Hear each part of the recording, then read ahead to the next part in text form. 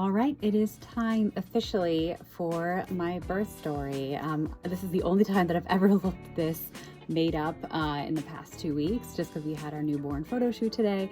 So I thought today would be the great day to actually share my birth story while I don't look dead and like half asleep. So this is where it all began. The day started off with a typical Sunday. I woke up, I worked out. I was feeling some Braxton Hicks contractions that morning, but otherwise like nothing out of the ordinary. I went to get my hair done. I did my nails at home. It was a very, very chill day. So literally like nothing preemptively warned me that I was about to go into labor that night. So in the middle of the night while I was sleeping on January 14th, which was a Sunday at around 11:45 p.m., I woke up in my sleep and noticed that I felt some gushing down there. I was like, that's weird.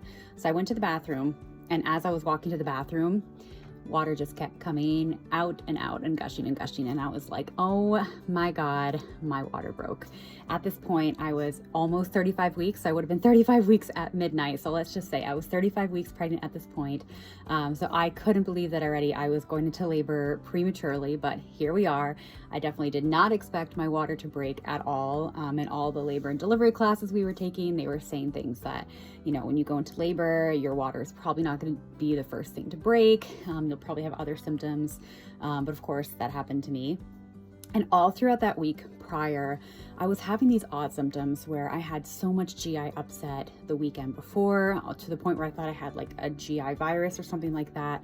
I was feeling off all week. I was having blurred vision, just all these crazy symptoms that now probably make more sense that they were leading up to me going into labor. So I ended up calling my doctor that night, and they were like, you haven't had your strep B, I think it was a strep B, the test to make sure that you're not going to pass it along to your baby. Like, we haven't even done that yet. And so you definitely need to come in. At first I thought like, oh, maybe I can just labor at home. I know I'm going to have her at least in the next 24 hours because my water broke. But they said, no, come in right away. We need to get you set up. We need to like make sure your water actually broke and all that kind of stuff. So at that point I was like, oh my God, this is actually happening. I will say I'm super, super thankful that I have been planning ahead as much as I possibly could up until this point. I had my hospital bag packed about 80%. Everything was kind of like already ready to go. So at least I wasn't stressing out all that much. But I remember I yelled for Kevin. I was like, Kevin, my water broke. And he was definitely freaking out. He had nothing packed, nothing like that. But again, I was so thankful that I planned a whole packing list. God forbid I went into labor early and we were in a panic, that Kevin could literally just tick things off and pack them. So that's what he did. We had to get all the dogs stuff ready, like just prepare everything. And so it took us about an hour. So around like 1:07 a.m. I remember this because I took a video of it, but 1:07 a.m. we officially left our house and went to our hospital.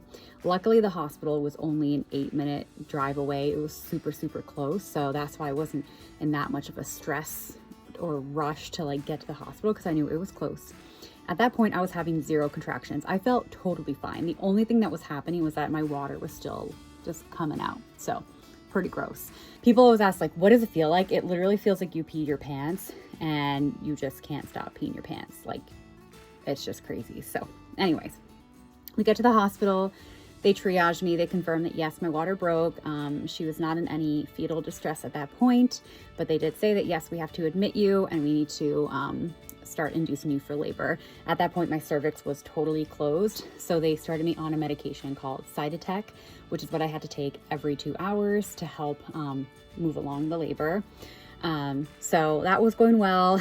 I was feeling some contractions, nothing I couldn't handle on my own. The doctors kept saying, or the nurses kept saying, like, at whatever point, whenever you want your epidural, you can get it. I didn't know you could get it like right away. They were saying like, yeah, you could literally get it the moment that you're admitted. Obviously you're bedbound by that point, and they put a urinary catheter in as well. So for me, I wanted to be able to move as much as I could, because again, I didn't know how long I was going to labor for. And I also wanted to experience labor pains and contraction pains before I just like numbed everything. So I labored for about, like, guesstimating now, I think like 6 to 8 hours.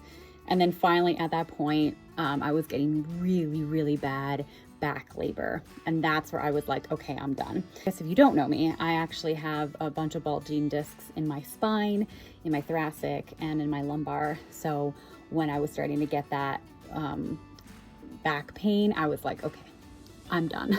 I was trying to do like all the positions for pain management and stuff like that without an epidural. They tried giving me morphine at one point. It did absolutely nothing. So at that point I was like, all right, I surrender, give me the epidural. So once I got the epidural, life was amazing. It worked really, really well. I didn't feel a lot of pain at all. Really, I felt like more pressure. Like I could tell when I was having contractions, but I didn't have pain.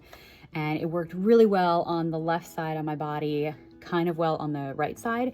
So I could still feel contractions, but again, it was totally bearable. I was able to nap. It was amazing. Highly recommend getting the epidural. Also the fact they have a urinary catheter, so like you don't have to go to the bathroom anymore. You're just like chilling in a bed. The only downside is that you're not allowed to eat anymore. So I was allowed to eat on the Cytotec. I was not allowed to eat once I had the epidural, which makes sense. So my diet consisted of juices. I was allowed to have like clear juices, so cranberry juice, apple juice, things like that. So I definitely like scarfed down all the juices I could. I definitely cheated.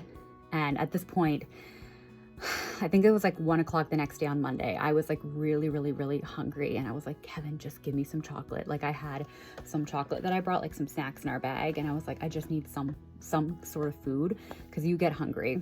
And they have you on fluids and stuff, so you're well hydrated, but I was really, really hungry. So I definitely had a couple of chocolates. I was totally fine. So everything was great and dandy that whole time. We were just chilling. Kevin was doing fantastic. Again, there's nothing he could do because at that point when I had the epidural, you're just chilling. So we just hung out.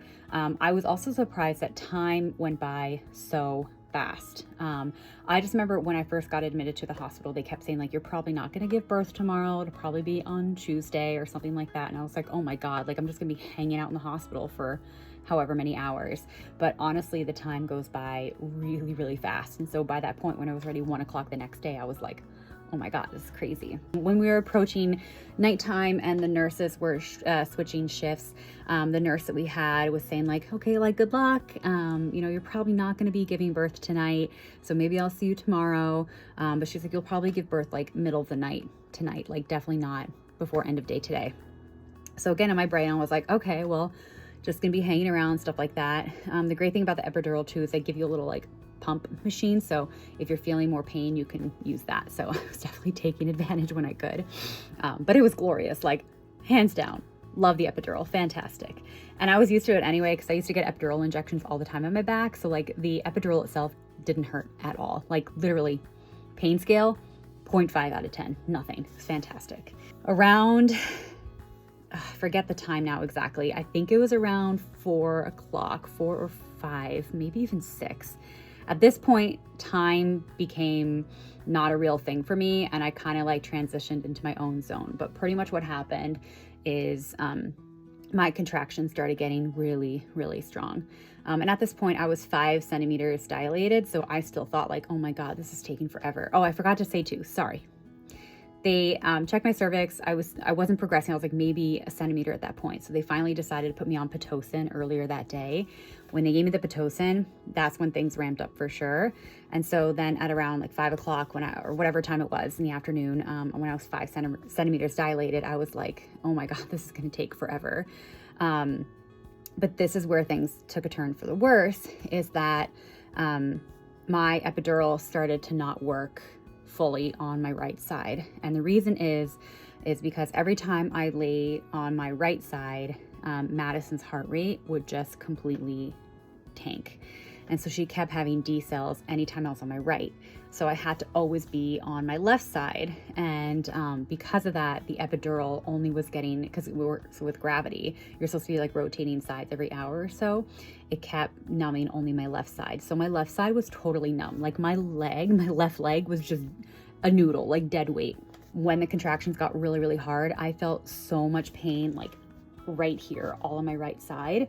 Nothing from the like crotch down, but just my right side was in so much pain. And at that point I was like, I need need something to get fixed. Cause like if I'm not giving birth tonight and I got to endure this now for like another 12 to 18 more hours, like I'm not gonna be able to get any rest. I'm gonna be exhausted by the time that I have to push. And so they had the anesthesiologist come in again. They put me on my right side for literally 2 minutes just to pump some fentanyl into my back to see if that would get more to the right side. But again, of course, Maddie's heart rate was having decels again, so they quickly had to turn me back to my left side. And the anesthesiologist was like, I'm so sorry, like there's really nothing else that we can do.